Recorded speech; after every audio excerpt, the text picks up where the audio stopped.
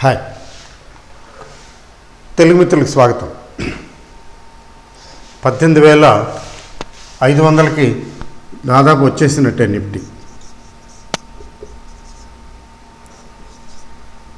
18,500 రేంజ్కి వచ్చింది, plus or minus.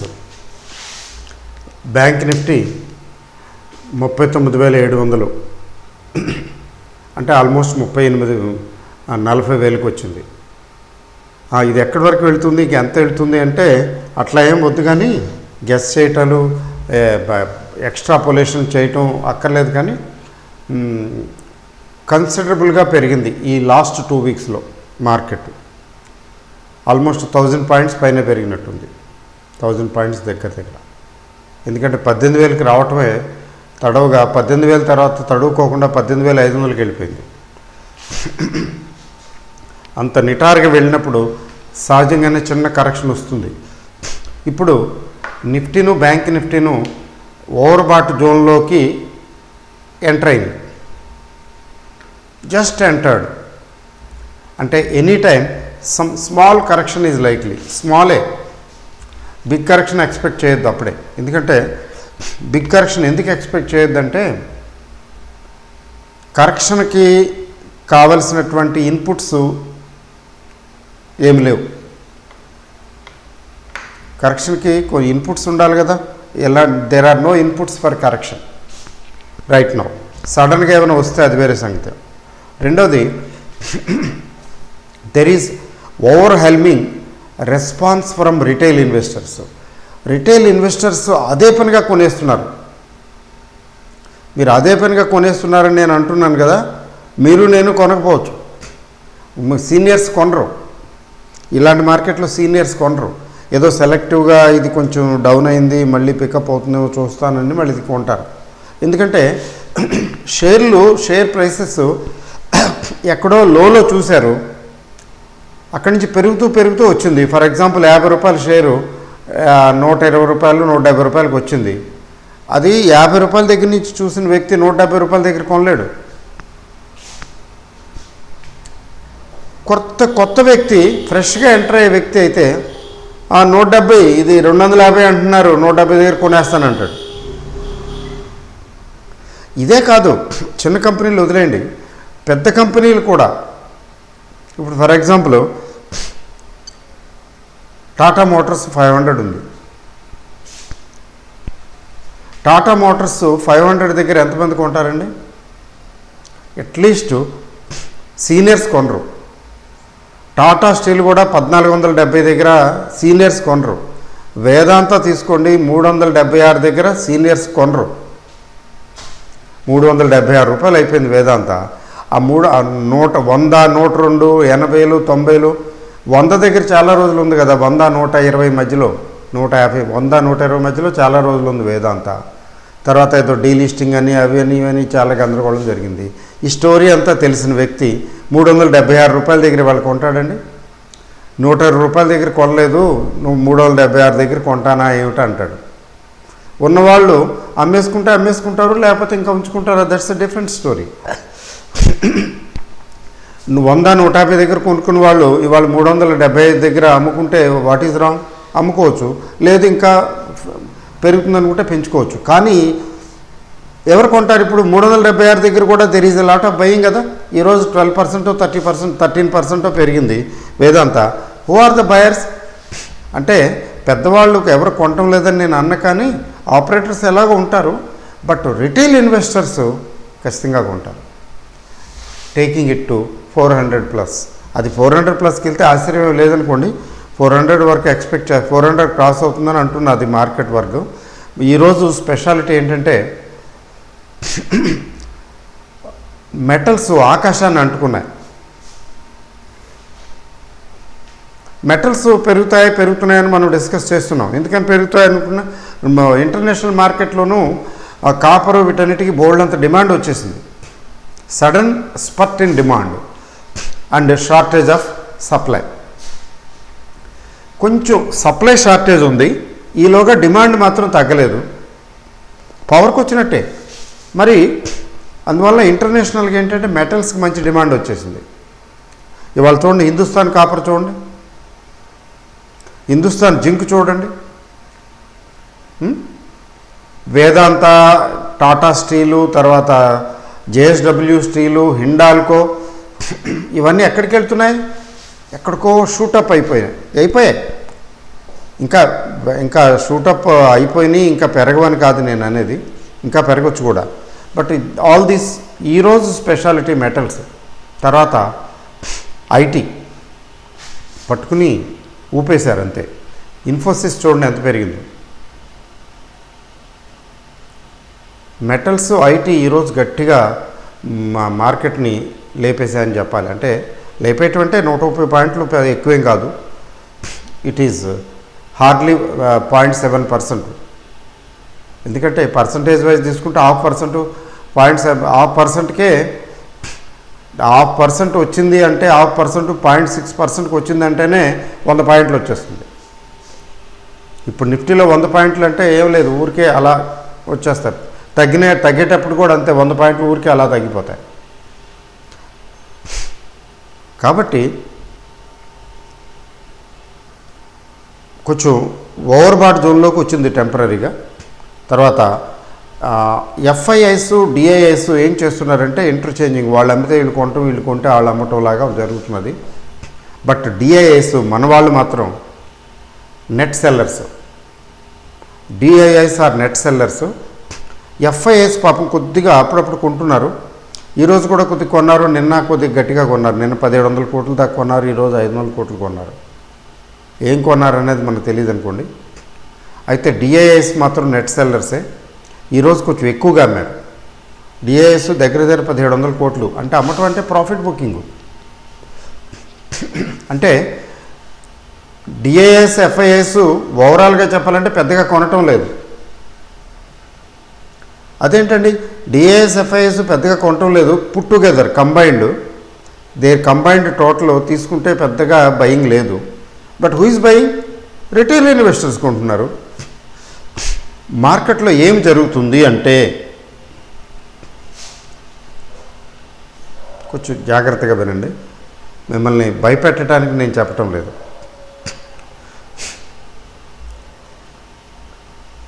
మార్కెట్లో ఉన్న పెద్ద పెద్ద ఆపరేటర్స్, పెద్దవాళ్ళంతా బిగ్ ప్లేయర్స్ దారి చేస్తారు. దే విల్ గివ్ ఏ వే, దారి సృష్టిస్తారు. అంటే దారి రావాలంటే, వెహికల్ వెళ్ళాలంటే దారి ఉండాలి కదా, చక్కగా దారి తయారు చేస్తారు. ఎవరికి? రిటైల్ ఇన్వెస్టర్స్ ఎంటర్ అవ్వడానికి. అది దారి చేయటం ఎట్లా చేస్తారంటే, వీళ్ళు ముందు పెంచుకుంటూ వెళ్తారు, వీళ్ళు కొనుక్కుంటూ వెళ్తారు. స్మార్ట్ మనీ అయితే ఇంకొంచెం ముందే కొనేస్తుంది. పెద్ద పెద్ద వాళ్ళు ఉంటారు కదా, కొంచెం ముందుగానే కొంటారు. ఆ తర్వాత కొంచెం ఆపరేటర్స్ వాళ్ళు వీళ్ళు మొదలు పెడతారు. ఇట్లా పెంచుకుంటూ, ఇలా కొనుక్కుంటూ పెంచుకుంటూ వెళ్తారు. వీళ్ళు ఒక స్థాయికి పెంచుకుంటూ వెళ్ళిన తర్వాత వెళ్ళేటప్పటికి రిటైల్ ఇన్వెస్టర్స్ గప్ప పరుగులు తీసుకుని ఎంటర్ అవుతాడు.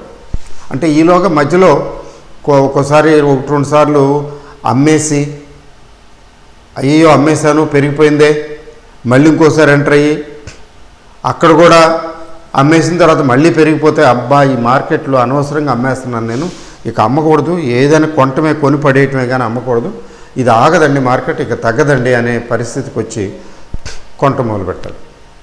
ఈలోగా ఇంకా కొంతమంది కూడా ఎంటర్ అవుతారు. ఇప్పుడైతే రిటైల్ ఇన్వెస్టర్స్ చాలామంది ఎంటర్ అవుతున్నారు, చాలామంది కొనేస్తున్నారు. అసలు ఎన్ని డిమ్యాట్ అకౌంట్లు ఓపెన్ అవుతున్నాయి రోజుకి అంటే చెప్పడం కష్టం. డిమ్యాట్ అకౌంట్లు అదే పనిగా ఓపెన్ అవుతున్నాయి. ఐపీఓస్కి సబ్స్క్రైబ్ చేస్తున్నారు, తర్వాత ఈక్విటీ స్టాక్స్ కొనేస్తున్నారు. అంటే ఒక రకమైనటువంటి ట్రెండ్ స్టార్ట్ అయింది. అంటే వీళ్ళు బాగా ఎంటర్ అయ్యి బాగా లోపలికి చొచ్చుకుపోయిన తర్వాత వీళ్ళు ఇక్కడ మూసేస్తారు. అభిమన్యుడిని బాగా లోపలికి రానిచ్చిన తర్వాత అభిమన్యుడికి పాపం తిరిగి ఎటువైపు నుంచి వెనక్కి రావాలో తెలియకే కదా అక్కడ అయిపోయాడు. ఇట్లా లోపలికి తీసుకెళ్ళి ఇక్కడ మూసేస్తారు. ఇక్కడ మూసేటువంటి ఏంటంటే దే స్టార్ట్ సెల్లింగ్.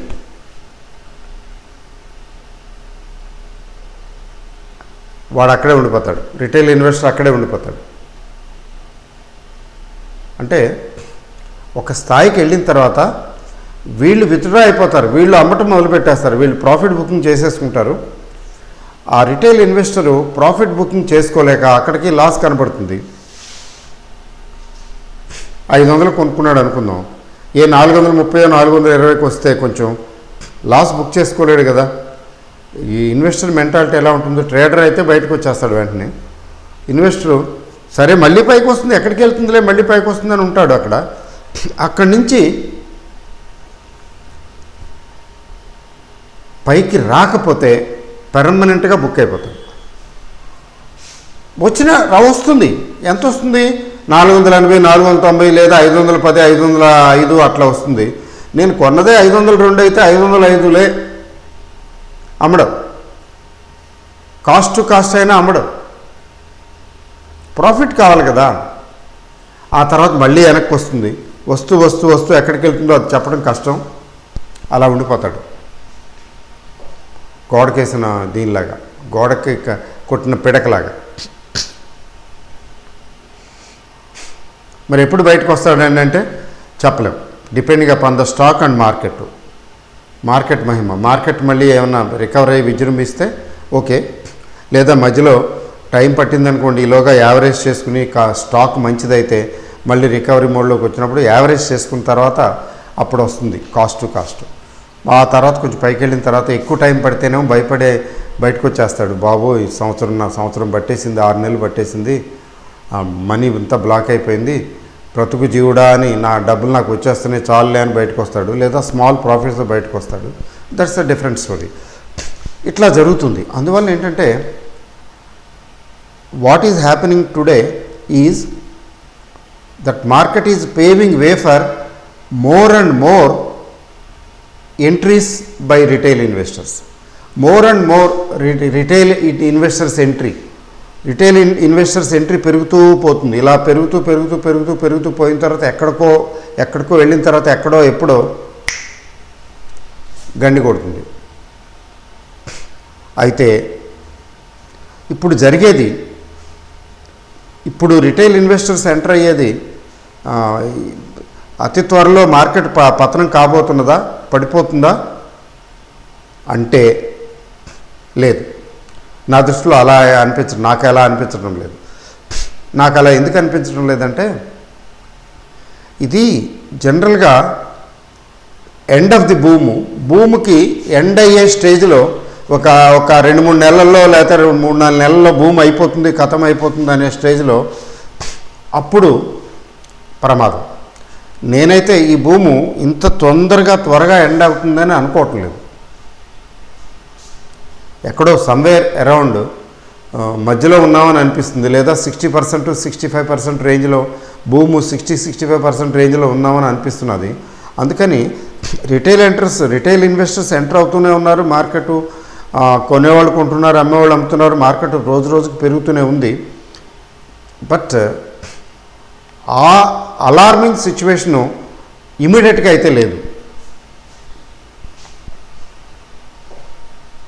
అంటే ఇంకా వెయిట్ చేయొచ్చు, ఇంకా కొంతకాలం పడుతుంది, ఇంత తొందరగా మార్కెట్ పడిపోదు అనే సంకేతాలు కనపడుతున్నాయి. అందుకనే కొంచెం ప్రాఫిట్స్ బుక్ చేసుకోవాలని చెప్పేది.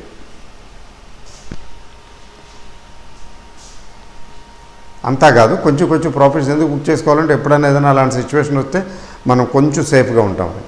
అంత డబ్బులన్నీ తీసుకెళ్ళి పెట్టేసి చెంబు తపాలా తాకట్టు పెట్టి అంటారే, అట్లాగా కొంతమంది ఇక మార్కెట్ నేను మిస్ అవుతున్నాను అని చెప్పి గోల్డ్ లోన్లు ఆ లోన్లు పర్సనల్ లోన్లు తీసుకుని ఇంకేంటేంటో చేసి డబ్బులను తీసుకొచ్చి పెడతారు. And they make money also. They make money also, మంచి డబ్బులు కూడా వస్తాయి. అంటే స్టార్టింగ్లో అయితే బాగా డబ్బులు వస్తాయి, స్టార్టింగ్ వాళ్ళకైతే, మధ్యలో వాళ్ళకి కూడా వస్తాయి. ఇది పైకి వెళ్ళే కొద్దీ లాస్ట్ స్టేజ్ల్లో ఎవరైతే పెడతారో వాళ్ళు మిగిలిపోతారు. లక్కీగా లాస్ట్ స్టేజ్లో లేము మనం, మార్కెట్ లాస్ట్ స్టేజ్లో లేదు.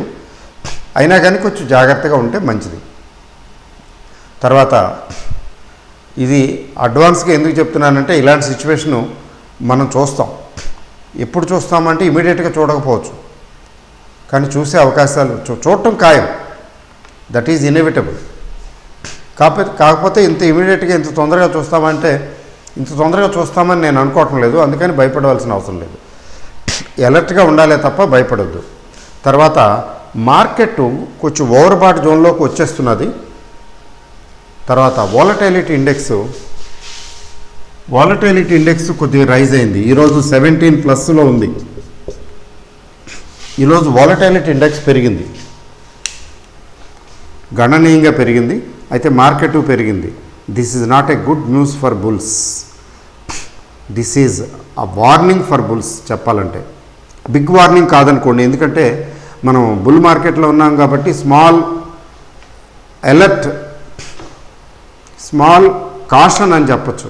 కాషన్ టు బుల్స్ అంటే కొనుక్కుని లాంగ్ పొజిషన్స్ పెట్టుకున్న వాళ్ళు చాలా అలర్ట్గా ఉండాలని చెప్పడం.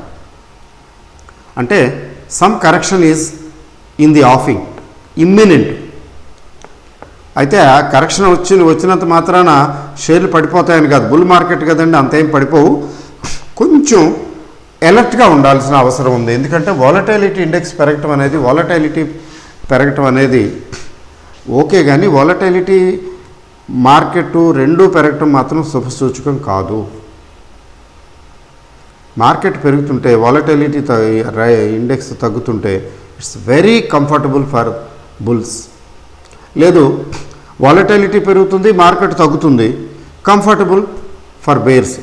బాగానే ఉంది బేర్ మార్కెట్, బేరిష్ ట్రెండ్ అని. కానీ మార్కెట్ పెరుగుతూ ఇండెక్స్ పెరుగుతుంటే, లేదా మార్కెట్ తగ్గుతూ ఇండెక్స్ విక్స్ తగ్గుతుంది అంటే దట్స్ నాట్ గుడ్. కాబట్టి చాలా అలర్ట్గా ఉండాలి. ఒక పక్కన ఏంటంటే వాలటైలిటీ ఇంక్రీజ్ అవుతున్నదని అర్థం చేసుకోవాలి. ఇంకో పక్కన ఏంటంటే